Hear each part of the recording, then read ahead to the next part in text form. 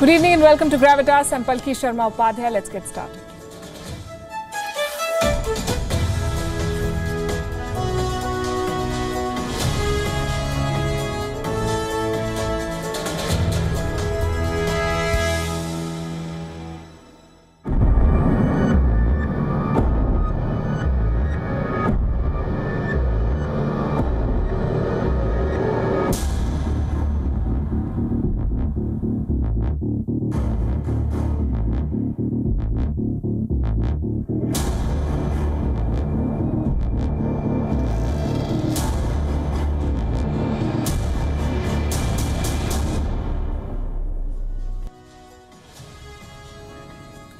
This story is horrific and it must be told.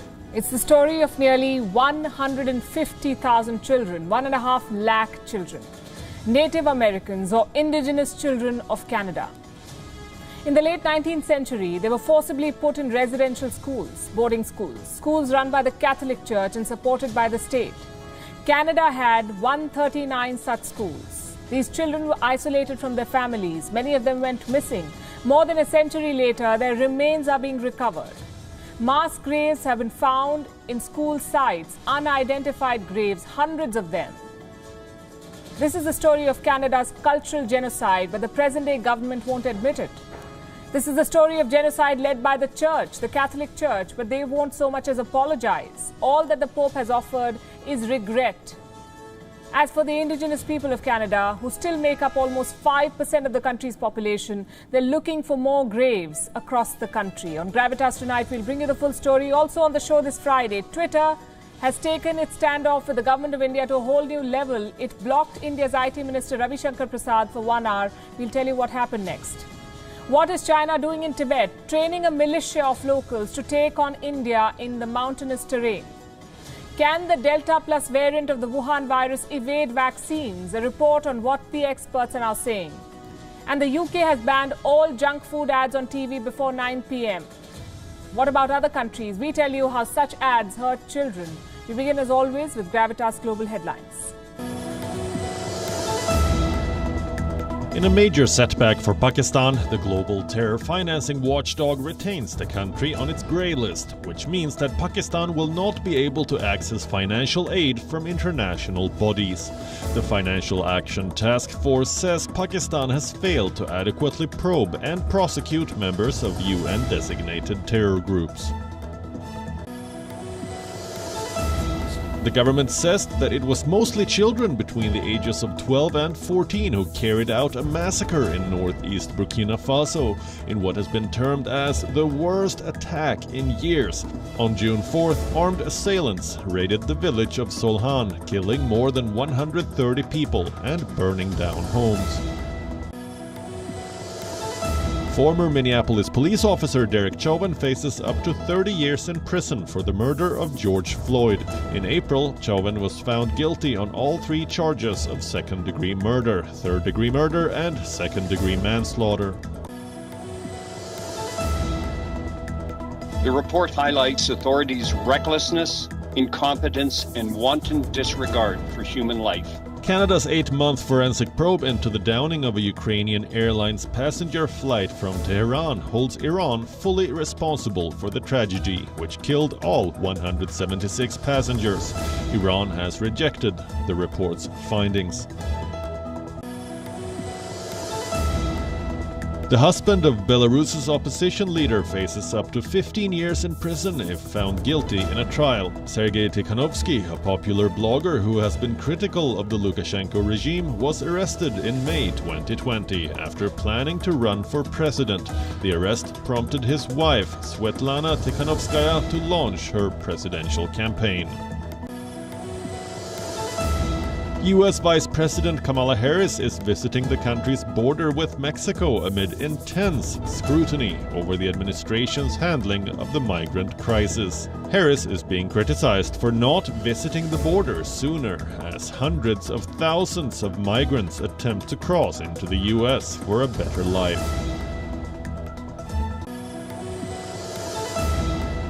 Authorities say 17 soldiers died while 6 soldiers were rescued, sustaining severe injuries when a helicopter crashed in the outskirts of the Kenyan capital, Nairobi. The Kenyan military confirmed the crash but did not disclose any details. In retaliation to Russian aggression, Ukraine imposes sanctions on dozens of businessmen and enterprises with alleged links to Russia's defense sector.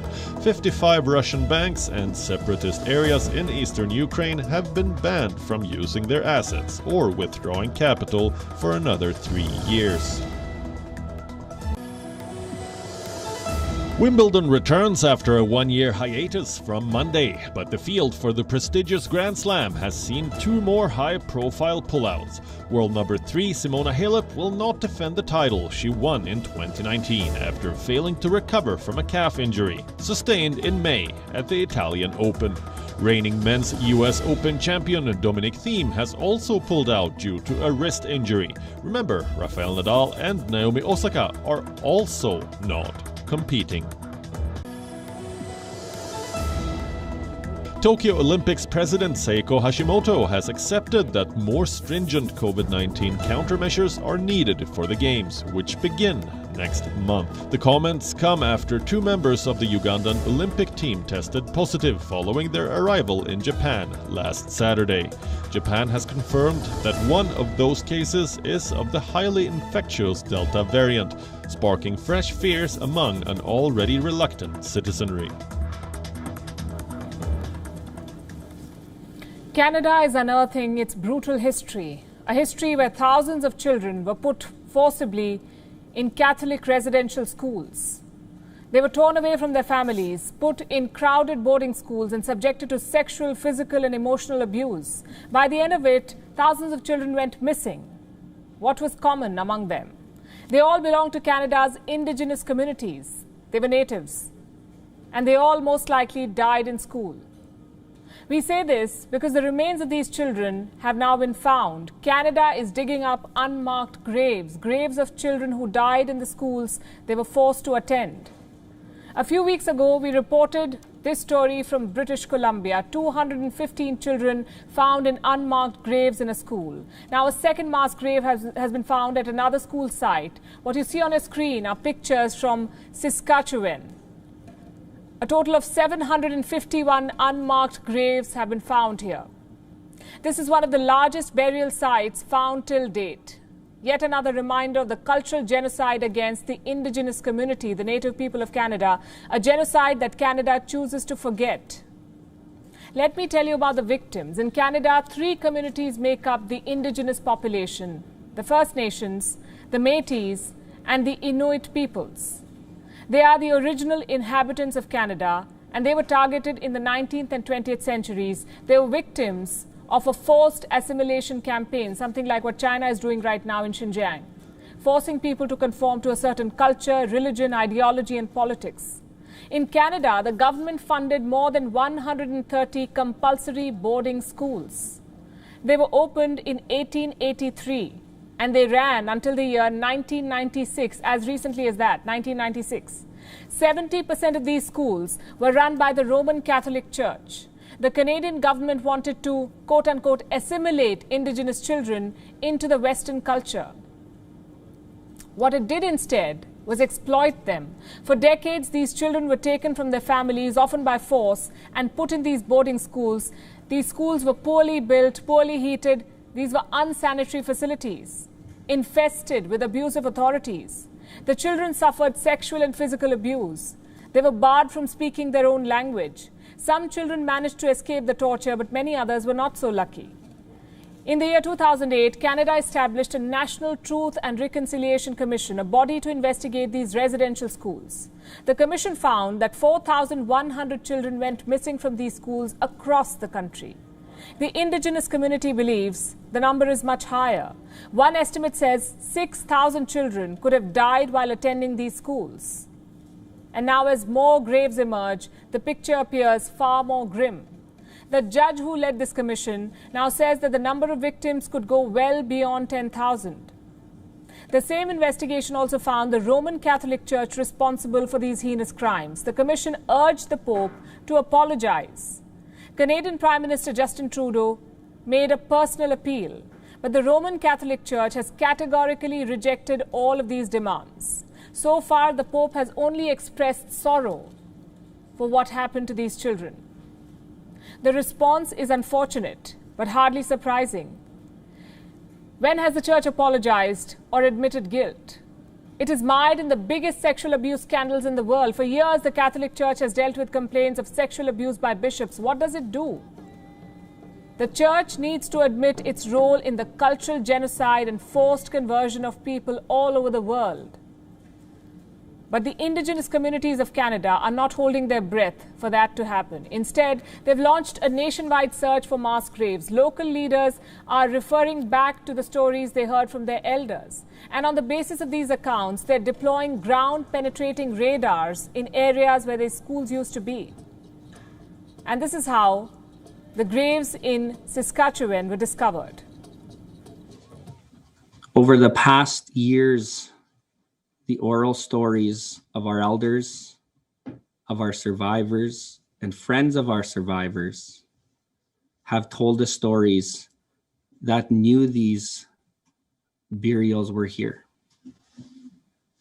In 1960, there may have been marks on these graves. The Catholic Church representatives removed these headstones, and today they are unmarked graves.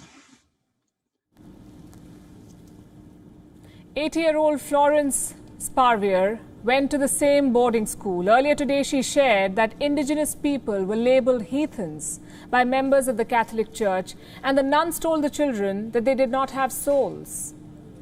I'm 80 years old, and I went to boarding school down there. I was taken by my parents to go.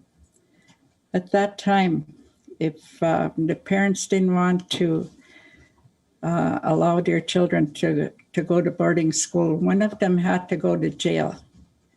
So in order that we keep the family together, we went to boarding school. They brought us there, we stayed there.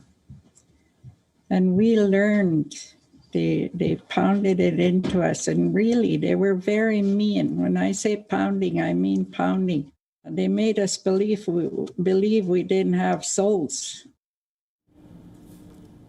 They made us believe we did not have souls. It's such a tragic story. These schools were not imparting education. They were systematically destroying a community. Indoctrination, exploitation, physical and mental abuse, all of these are hallmarks of a genocide. These Catholic schools in Canada committed these grave crimes, but the Catholic Church does not admit it was a genocide. Well, neither does Canada. Prime Minister Justin Trudeau projects his country as the vanguard of democratic values, but Canada is yet to acknowledge this genocide against its own people.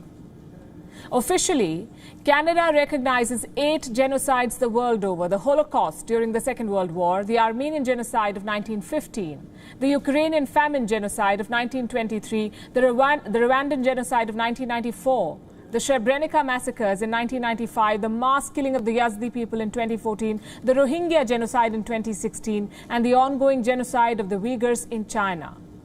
Canada has recognized all these events as genocide. What about the mass murder of children at home? That, for Canada, does not qualify as genocide. In fact, Canada has largely forgotten about it, or had forgotten, until the mass graves could no longer be ignored. And now more are being discovered, so Canada is being forced to face up to one of the darkest chapters in its history. And we must say here that Canada is not alone. Time and again, several countries have had to do the same. From Australia, where mass graves of Aborigines were discovered in 2014, to the United States, where the remains of Black Americans were unearthed as recently as 2020. To Ireland, where just this year, the Prime Minister acknowledged the massacre of thousands of children at church-run care homes. Far too many countries, for far too many times, have had to confront the horrors of their shameful past. Tokyo, 20,000 feet below. like greyhounds to be in among the enemy with a real attack. Senators have endured this agony. No country is immune to violence. History books are filled with incidents of mass murder, racial cleansing, and religious persecution. And sooner or later, countries have to come face to face with their grim past.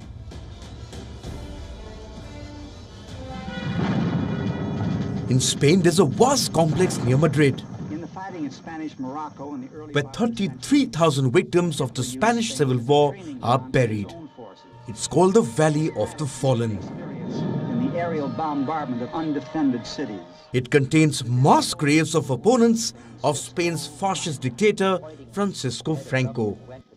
Franco ruled Spain from 1939 to 1975. And in this period, he moved the remains of thousands of those he executed to the valley without informing their families. The graves remained out of reach of the families for decades. Until 2018, when Spanish Prime Minister Pedro Sanchez made the rehabilitation of these victims a priority.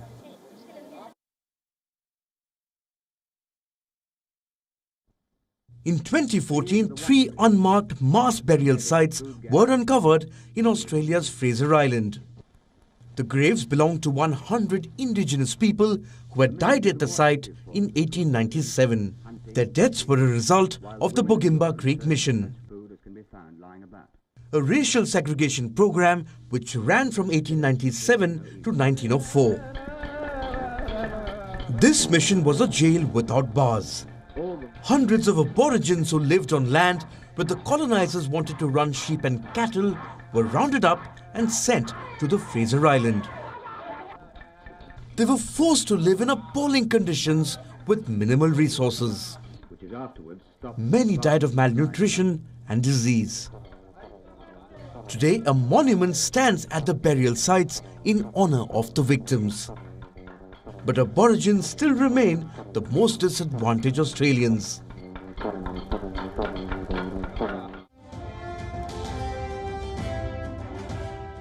In October 2020, a mass grave was uncovered at the Oaklawn Cemetery in Tulsa, Oklahoma. The site contained 12 wooden coffins and as many as 18 bodies. It is located just blocks away from the all-black community of Greenwood, where 300 black Americans were killed in the racial massacre of 1921. Earlier this month, Joe Biden became the first sitting US president to visit a memorial in honor of the victims. For much too long, the history of what took place here was told in silence, cloaked in darkness. But just because history is silent, it doesn't mean that it did not take place. I will participate in a meeting of the members of the... In January this year, Irish Prime Minister Michael Martin issued a formal apology for the treatment of unmarried women and their babies at state and church-run care homes. The apology came after a 6-year-long inquiry concluded that 9,000 children had died at these care homes. Each of you is blameless. Each of you did nothing wrong and has nothing to be ashamed of.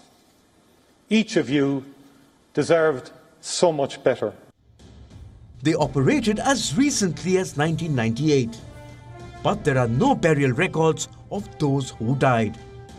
The Irish government is now planning to excavate several sites across their territory to give closure to the families. The grim reality of mass graves isn't confined to one time period or one geographical location. They remain scattered across the world, serving as a reminder of the shameful past of their respective countries. Bureau Report, WION World is One. Terrain and culture, 2 things that have defeated the world's strongest militaries. It doesn't matter how much firepower you have. Without local knowledge, defeat is certain. America learned this in Vietnam, the Russians learned it in Afghanistan, and last year China learned it in the Galwan Valley. Chinese soldiers are bred in the plains. They're used to the warm and wet tropics. But in high altitudes, warfare is about survival, wearing heavy padded fatigues, withstanding sub-zero temperatures, marching up steep valleys. Your average Chinese soldier is simply not cut out for this. So what does China do?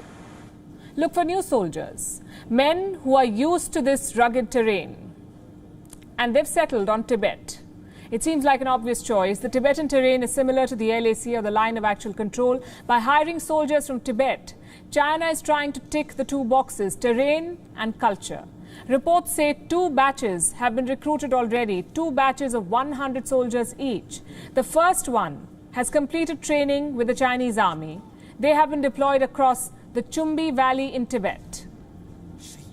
Now, why is this important? Let me pull up the map. The point marked in red here is the Chumbi Valley. To the east is Bhutan. To the west, the Indian state of Sikkim. The Chumbi Valley is shaped like a dagger. And this dagger is pointing right at India's Siliguri corridor, what is often called the chicken's neck. So Chumbi Valley is a strategic choke point. And that's where the first batch of troops trained by China is. The second batch is still being trained. They are at the PLA's facility in Fari. It's important to note that these fighters are not Chinese soldiers. They do not wear PLA uniforms, Chinese military uniforms. They do not have ranks or designations. They are a militia. China's plan is to exploit their guile and local awareness. Another point to note, unemployment is rampant in Tibet thanks to China, so recruiting these men is not really a challenge. But ensuring their loyalty, well, that's the real task. How is China planning to do this?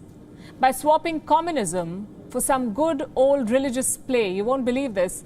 The Tibetan recruits are apparently taken to Buddhist monks. They are blessed after their training is complete. There is no record of China ever doing this. So why now? To win their loyalty, of course.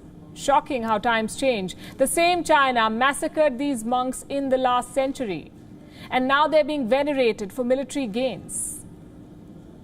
The perks of having ambitions and not principles. So that's part one of China's plan, to hire local fighters. The second is to acclimatize PLA soldiers to high altitude. So China carried out a massive military drill in Tibet. The PLA called it record-breaking. The drill focused on 3 tasks. 1 is training with cutting-edge technology, 2 combat exercises, and 3 high-altitude training. The drills were organized at a height of more than 3,700 meters. Snipers, field repair and rescue teams were all part of it. The PLA's aviation unit also got involved. They deployed attack helicopters while the ground forces trained. We know the drill happened in Tibet. But where in Tibet? Well, China won't say. What should India make of these moves then? There are 2 ways of looking at it. 1, the PLA is not exactly invincible. Their high altitude capacities are woeful. And it was exposed during the clashes in Galwan. The problem is, Chinese soldiers are much like Chinese goods, assembly line products. In 2010, there were 2.1 million Han servicemen in the PLA and just 4,300 Tibetans. Most of the Han soldiers do not do well in the hills. So Chinese invincibility along the LAC is a falsehood. Does this mean advantage India? Well, not yet. As we just told you, China is fast closing this gap. They recently set up the Special Tibetan Army Unit. Now they're hiring Tibetan militias. It doesn't take long for China to tweak its assembly line, so these Tibetan tactics must be watched carefully. Reports say the LAC disengagement has stalled. And we know there's no one better at biding their time than the Chinese. Local soldiers will change the complexion of the LAC, and they will even out the terrain and culture advantage that India may have.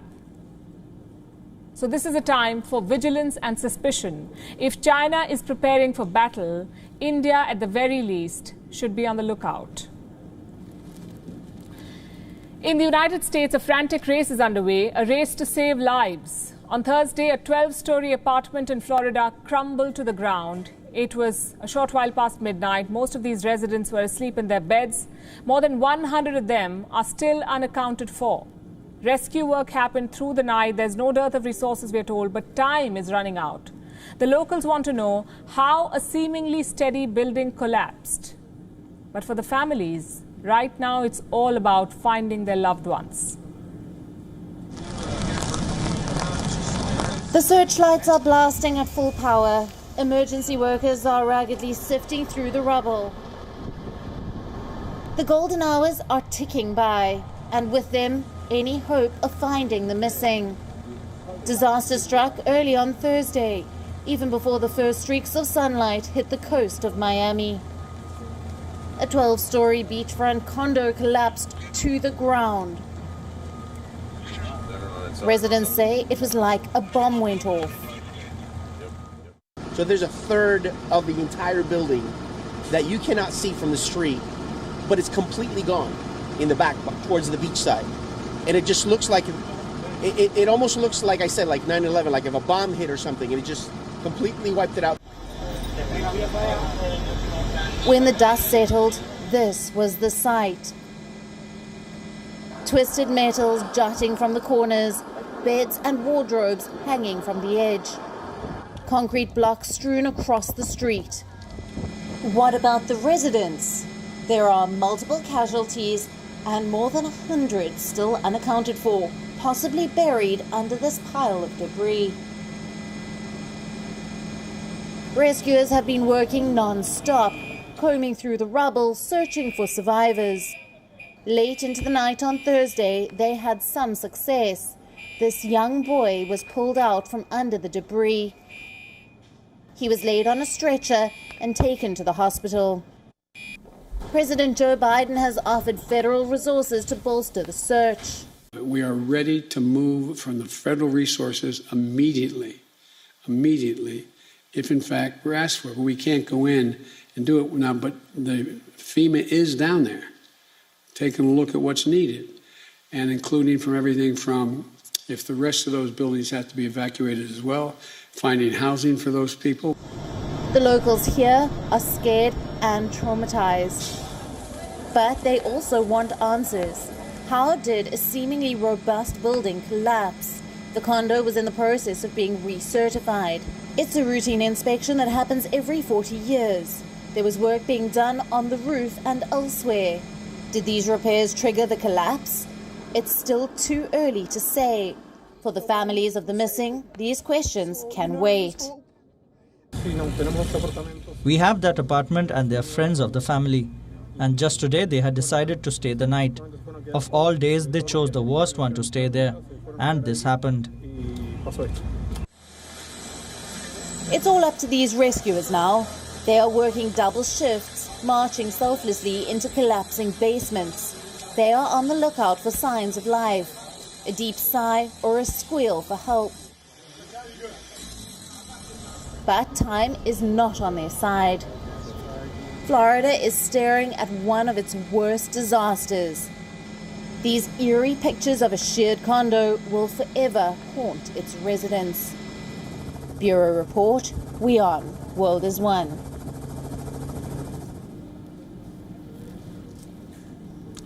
Twitter's policies and intentions are obscure, totally out of line with its claims. Freedom of speech, for example. Twitter tries to be the harbinger. What the platform actually does is often block free speech. We told you about our run-in with Twitter, how it blocked our report on abortion. Twitter, it seems, has become a habitual offender. It has now blocked India's Information Technology Minister Ravi Shankar Prasad. Twitter denied the minister access to his own account for a good 1 hour. Why? On grounds that there was apparently a violation of a US law. What law? The Digital Millennium Copyright Act, DMCA. What Twitter slapped India's IT minister with was copyright violation, and that too for posting clips of himself from television debates. It would have been funny had it been fictional. But this really did happen. And this is serious. The minister shared screenshots. He called out Twitter's high-handedness. He pointed out how the platform had failed to give him any prior notice. He also said that no TV channel had made any complaints against his posts. So what gives? What copyright infringement is Twitter talking about? And honestly, none of this is surprising, given Twitter's track record and the fact that the platform is at loggerheads with the government of India, and the minister in question is the one in charge of bringing Twitter to book. But this show of hardihood was totally uncalled for. It was also in violation of the law of the land, of an Indian law.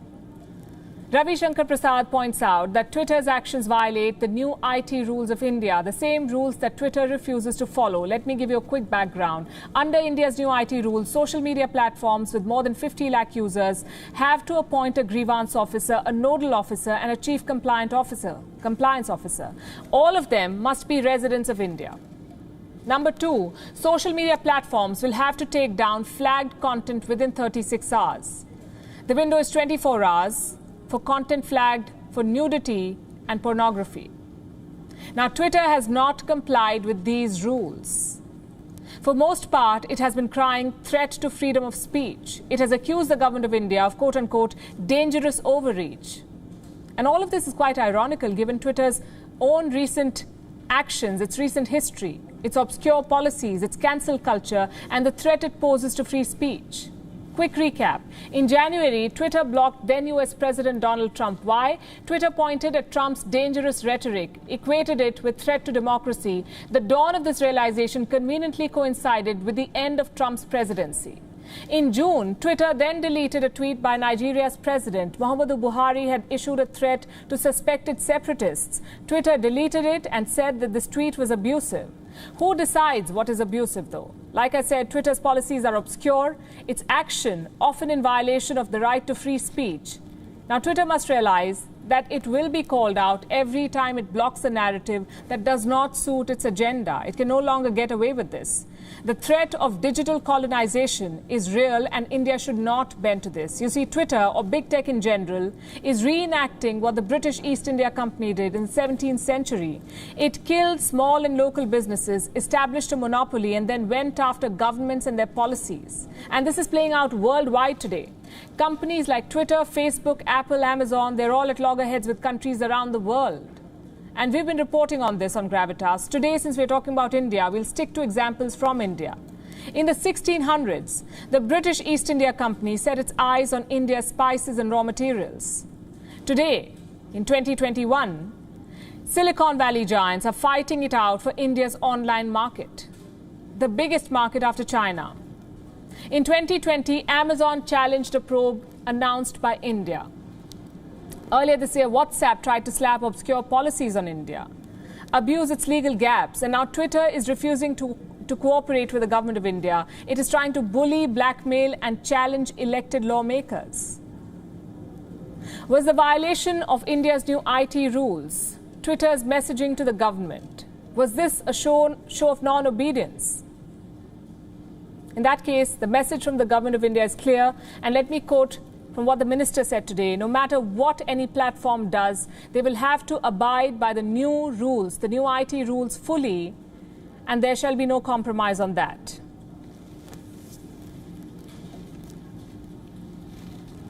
Vaccines were supposed to be the silver bullet to end this pandemic, but now new variants and rare adverse events have put them back under the scanner. Experts fear the new Delta Plus variant could escape the immunity given by vaccines. And in America, the Pfizer and Moderna shots will now come with a new label, a warning against heart inflammation. Our next report tells you more. A new variant of the Wuhan virus is quickly becoming a matter of concern. 12 countries have now detected the Delta Plus, the new and slightly different version of the Delta variant that was found in India. The Delta Plus is showing several worrying traits. Reports say it is more transmissible. It can attach to your lung cells with greater strength, and it can also reduce the immune response produced by existing antibodies. So much so that experts fear vaccines may not work against the Delta Plus. What makes it so dangerous? Blame a specific mutation in this variant. Scientists call it the K417N. It has been seen before in the Beta variant from South Africa. This mutation is known to reduce the effectiveness of monoclonal antibodies. What's that? A treatment of artificially produced antibodies. The same treatment was given to US President Donald Trump. What about vaccines? Studies are still underway to test vaccines against this mutation. But experts have reason to believe vaccines will be less effective against the Delta Plus. What's the solution? Booster shots. The World Health Organization might recommend one soon. Reports say the WHO has prepared a forecast. It says that the most vulnerable people, like the elderly, will need an annual vaccine booster for protection against variants. What about other age groups? They may need a booster shot in 2 years. The guidelines are still work in progress. Will people take booster shots? Are people taking regular shots? Rare side effects from vaccines are adding to hesitancy. The latest case is from Pfizer and Moderna. Their vaccines will now come with a warning label. They may cause heart inflammation. The order has come from the US FDA, the Food and Drug Administration.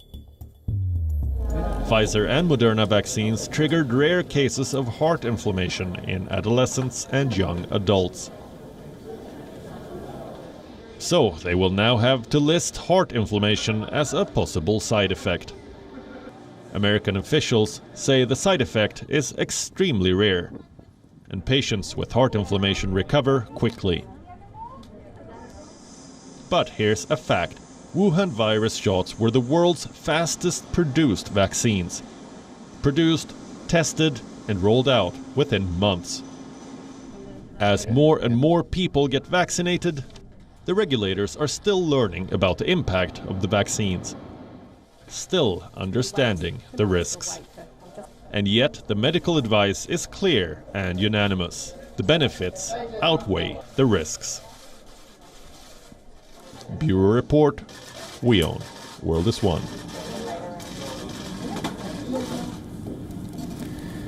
They say in politics there are no permanent friends or permanent enemies, only permanent interests. Europe's big two decided to put this to the test. French President Emmanuel Macron and German Chancellor Angela Merkel. What did they want? A meeting with Russian President Vladimir Putin. It seems everyone wants to meet him nowadays. First Joe Biden and now Macron and Merkel. But why the sudden urge for a summit?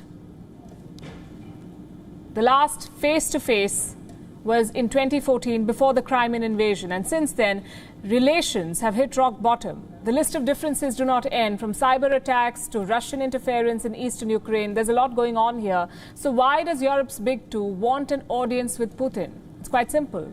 Talks are better than conflict. Both Merkel and Macron are typical European centrists. They believe in meeting, shaking hands and talking things out. But what about the rest of Europe? Not so eager. Listen to this. If it pans out the way it's proposed, is that Russia annexes Crimea, Russia wages war in Donbass, and Europe shrugs its shoulders and continues to try to speak a dialogue. I don't mind meeting with Vladimir Putin by the two presidents. I will not participate in a meeting with Vladimir Putin myself, as European country. If without any changes, positive changes in the behavior of Russia, we will start to engage, it will send very uncertain and bad signal to our partners, for example, Eastern Partnership countries. Since the EU works on consensus, the proposal was dropped. There will be no summit between Russia and the European Union, but there's a larger realignment happening here. For decades, Europe was America's lackey. Washington goes to war, Europe follows. They invade Iraq, so does Europe. They go to Afghanistan, so does Europe. This arrangement has worked well for both sides. Europe is shielded by America's big guns, and America has a fiefdom across the Atlantic. But times have changed.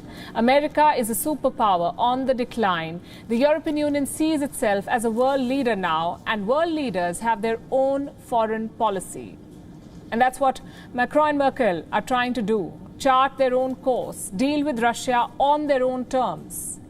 Does this mean Moscow's adventurism is forgiven? Well, not really. The French president sees this dialogue as necessary, not to embrace Russia, but to defend Europe's own interests, he says. L'Europe continue d'avancer, de déployer ce...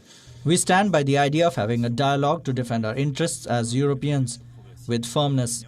So we are defining the Europeans' unity in this dialogue with Russia. We stand by the fact that we have this dialogue which is necessary to the European continent's stability. But it will be demanding, because we will neither surrender our values nor our interests. Ce qui nous impose d'être... Most of the opposition is coming from Eastern Europe. And there's a reason why. Russia shares a 2,250-kilometer-long border with the EU.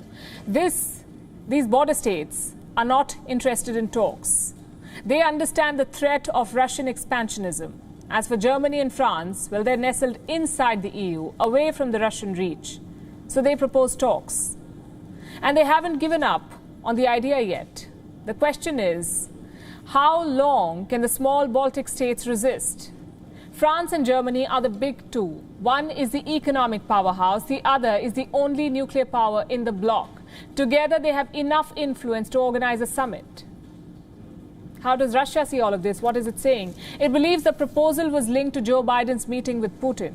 Russia thinks the Geneva summit was a signal to Europe, a signal that Vladimir Putin is not a pariah anymore and that Europe must also try and talk out differences. But getting there will not be easy. You have 27 sovereign nations clamoring over one foreign policy. It's a recipe for logjam. Moscow won't mind these divisions, though. In fact, it will encourage them. Russia, you see, is Europe's biggest source of energy. Its interests coincide on Iran, Syria and Libya. So a divided Europe benefits it. No solidarity, no sanctions. As for Europe, this is a test of their independence and their resolve. On China, they have been more than happy to ditch the Americans. Russia, being a neighbor, is a bit more complicated, but the principle is the same. Permanent interests, not permanent enemies. India's homemade shot Covaxin is at the center of a storm in Brazil. Last year, the makers of Covaxin had offered to sell the vaccine in Brazil. An agreement was signed in February this year. But now the deal is under investigation. Brazil's federal prosecutors suspect corruption in the way the agreement was reached. And at the center of it all is a middleman. It's an agreement worth $320 million. An agreement for 20 million doses of Covaxin. Brazil wanted to buy the made-in-India Wuhan virus vaccine. The deal was signed in February this year. But now the agreement is under the lens of Brazil's federal prosecutors. Precisa Medicamentos, the representative of Bharat Biotech in Brazil, is facing heat. Reports say that it had quoted a cost of $15 per dose. Brazilian prosecutors believe that this price was higher than any other vaccine in the market. The track record of Precisa Medicamentos is another reason for scrutiny. The company's associates have been accused of irregularities in their previous contracts with the Brazilian government. In a statement, Precisa Medicamentos maintains that it has negotiated the same price with the governments of 13 other countries. The response failed to convince Brazil's lawmakers. They have launched an inquiry. A Brazilian Senate commission is conducting its own scrutiny of the deal. A shareholder of Precisa Medicamentos was supposed to appear before the lawmakers this week, but he has requested for another date, saying that he is in quarantine after traveling to India. Brazil's president, Jair Bolsonaro, has come to the defense of the deal. Bolsonaro says his government has not spent 1 cent on Covaxin and that the country hasn't received even a single dose of the vaccine. So there is no question of corruption. How does Bharat Biotech, the maker of Covaxin, look at this controversy? In a statement, the company said that it is yet to provide vaccine supplies to Brazil and that it has been consistent and transparent in its pricing with all governments. Covaxin is yet to be approved for public use in Brazil. For now, it has been permitted to conduct a phase 3 trial. But how this investigation unfolds could very well have a bearing on the future of Covaxin in Brazil. Bureau Report, WION World is One.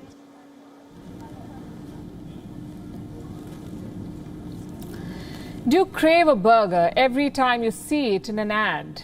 Do you want to order pizza every time TV commercials show you perfectly melted mozzarella pulled between pizza slices? Does the sight of a fried chicken bucket make you hungry? See? That's the whole point of advertisements. They're supposed to influence human behavior, get under your skin, persuade you to buy the product, eat that burger, reach for your phone and order the pizza, the bucket of fried chicken. You may not drive to the nearest food joint and grab a calorie bomb right away, but that image of the thick pattied burger will trigger a stimulation in your brain. An expert says you'll start scrounging around in your kitchen and you might not even make the link between what you've seen on TV and why you suddenly have a hankering for food. Well, we adults understand the psychology of ads. We can control our food cravings, well, most of the times, and with some effort, we can even train our brains to navigate junk food. But what about children? How do you stop them from reaching for sugary treats and fattening savories?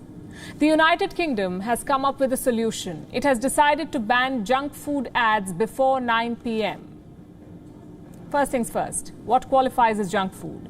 Food products that are high on sugar, salt and fat, the likes of chocolate, burgers, soft drink, cakes, sweets, ice creams, biscuits, packed juices, chips, crisps, pizza, you get the drift. TV channels will only be allowed to air ads selling these products after 9 p.m., which is post the average bedtime of children. Now, this is a very good move. And that's the reason why we chose to talk about it tonight. You see, if a country wants to fight obesity, it must start early, start with the children. The UK government's move hits the nail on its head. Instead of asking junk food companies to reduce sugar content in their products, only to have them replace it with another unhealthy ingredient and sell the same product as 0 calories, this ban on junk food ads reduces a child's exposure to junk food. It reduces his or her craving for it. You may say, children cannot tell, that they're too young to identify products based on their ads.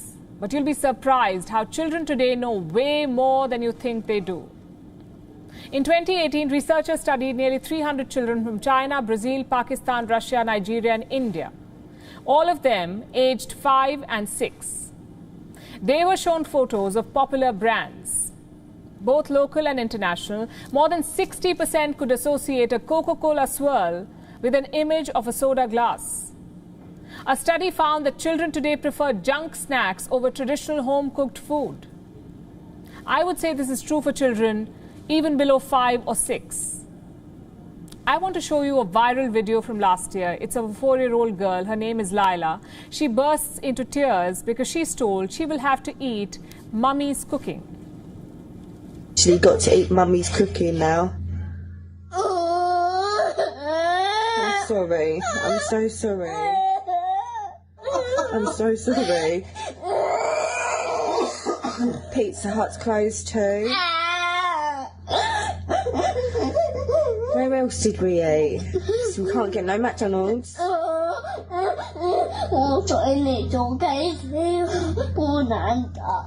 know, I'm really sorry. I know, so do I. We could have had one more left. Well, it's an adorable video and it tells a story. There's a reason children as young as 4 today are familiar and addicted to junk. And the reason is targeted advertising, audience-specific ad placement. Allow me to explain. Say I'm a company that sells candies. Then my target audience will be children. So I will try to place my ads in between shows that children watch, in channels that air, say, cartoons and children's shows. And a lot of money goes into this. The University of Connecticut found that food, beverage and restaurant companies spend almost $14 billion on advertising every year. And this is in the US alone. More than 80% of these ads promote fast food, sugary drinks, candy and unhealthy snacks. If $14 billion is spent in the US alone, you can imagine what the global sum looks like. A study conducted in the UK found that children were exposed to 15 billion junk food ads online in 2019. 15 billion ads. Let that sink in. Another study conducted in Australia found 30,000 hours of television containing more than 500 hours of food advertising. Now, we all know the link between junk food and obesity. According to the World Health Organization, 340 million children and adolescents between the age of 5 and 19 were overweight or obese. This was as of 2016. The WHO also backs the link between high fat and sugar food and obesity. And I want to remind you that junk and processed food increases the risk of at least 12 types of cancer. In short, junk food ads are carcinogenic, if I'm allowed to put it this way. The question now is, what are we doing about all of this? What are countries doing to keep children away from unhealthy food? Canada, or Quebec, to be specific, has banned all ads during children's programs. Sweden has done the same. Australia too is reportedly mulling a similar ban. There are at least 30 countries, including Malaysia, South Korea and many in Europe, that have set some limit on television advertising to children. What about India?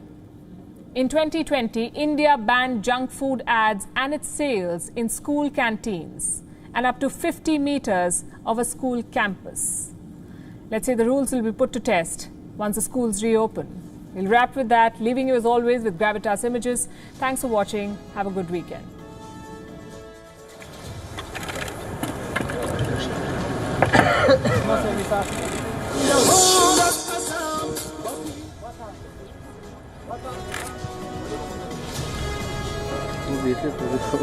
Dice,